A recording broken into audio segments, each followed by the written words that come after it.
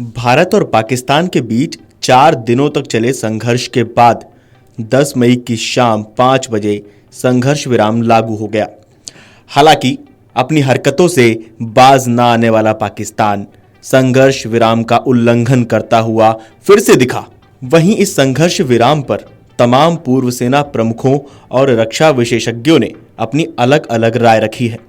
आपको बता दें कि पहलगाम आतंकी हमले के बाद भारत ने आतंकियों पर कार्रवाई करने के लिए ऑपरेशन सिंदूर लॉन्च किया था, जिसके बाद दोनों देशों के बीच तनाव 2 दशक बाद चरम पर पहुंच गया था। आपको बता दें कि पहलगाम आतंकी हमले के बाद भारत ने आतंकियों पर कार्रवाई करने के लिए ऑपरेशन सिंदूर लॉन्च किया था, जिसके बाद दोनों देशों के बीच तनाव 2 दशक बाद चरम पर पहुंच गया।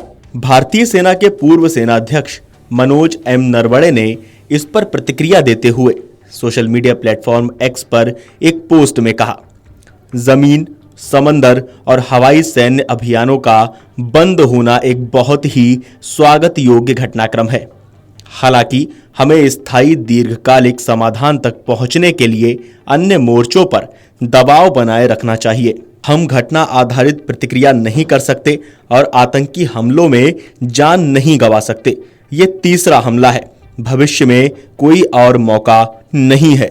वहीं भारतीय सेना के पूर्व प्रमुख वेद मलिक ने भी अपने एक्स हैंडल पर किए गए एक पोस्ट में लिखा, युद्ध विराम 10 मई 2025। हमने भारत के भविष्य के इतिहास को ये पूछने के लिए छोड़ दिया है कि 22 अप्रैल को पहलगाम में पाकिस्तानी भीषण आतंकी हमले के बाद उसकी कार्रवाइयों से क्या राजनीतिक रणनीतिक लाभ, यदि कोई हो, हासिल हुआ। वहीं इस पर रक्षा विशेषज्ञ ब्रह्मा चेलानी ने तीखी प्रतिक्रिया देते हुए कहा, जीत के मुंह से हार छीनना लंबे समय से भारतीय राजनीतिक परंपरा रही है। अपने एक्स हैंडल पर उन्होंने कुछ उदाहरण भी साझा किए। 1948 भारत जम्मू और कश्मीर के मुद्दों को संयुक्त राष्ट्र में ले जाता है और फिर जब भारतीय सेना जीत की ओर बढ़ रही होती है तो युद्ध विराम पर सहमत हो जाता है। 1954 बिना किसी बदले के भारत तिब्बत में अपने अतिरिक्त क्षेत्रीय अधिकारों को छोड़ देता है और चीन के तिब्बत क्षेत्र को मान्यता देता है। 1960 भारत ने सिंधु बेसिन के पानी के चौथे 5वें हिस्से को अपने दुश्मन पाकिस्तान के लिए सुरक्षित रखने के लिए एक संधि पर हस्ताक्षर किए। 1966 भारत ने 1965 के युद्ध की शुरुआत करने वाले पाकिस्तान को अत्यधिक रणनीतिक हाजी पीर लौटा दिया, जो बाद में पाकिस्तान के लिए भारत में आतंकवादियों की घुसपैठ करने का लॉन्च पैड बन गया। 1972 शिमला में भारत ने पाकिस्तान से बदले में कुछ भी हासिल किए बिना वार्ता की मेज पर अपने युद्ध लाभ को दे दिया। 2021 चीन की तरफ से लद्दाख की प्रमुख सीमा पर 2020 में किए गए गुप्त अतिक्रमण के बाद भारत ने रणनीतिक कैलाश हाइट्स को खाली कर दिया।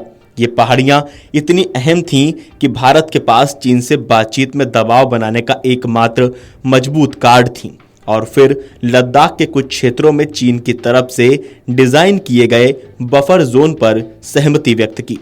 2025 आतंकवादी प्रॉक्सी के माध्यम से पाकिस्तान के 4 दशक लंबे हजारों घाव वाले युद्ध को समाप्त करने के लिए भारत ने ऑपरेशन सिंदूर शुरू किया, लेकिन बिना किसी स्पष्ट उद्देश्य को हासिल किए इसे 3 दिन बाद ही रोक दिया गया।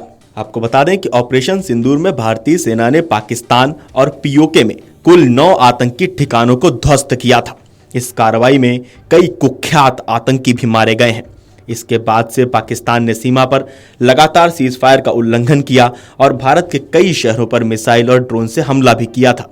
इसके बाद भारत ने भी जवाबी कार्रवाई करते हुए पाकिस्तान के 14 सैन्य ठिकानों को निशाना बनाया, जिसके बाद भारतीय सेना की ताबड़तोड़ कार्रवाई और वैश्विक दबाव के कारण पाकिस्तान ने भारत के सामने संघर्ष विराम का प्रस्ताव रखा और अपने घुटने टेक दिए, जिसे दोनों देशों ने चर्चा के बाद लागू किया।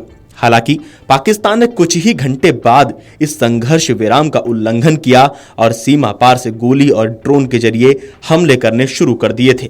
इस पूरे संघर्ष विराम पर आपको क्या कहना है, आपको क्या लगता है, हमें कमेंट करके बताइए और देखते रहिए Amar Ujala.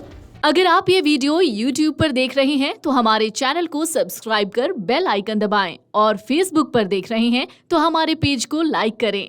8 million plus subscriber, आपके इस भरोसे के लिए बहुत धन्यवाद।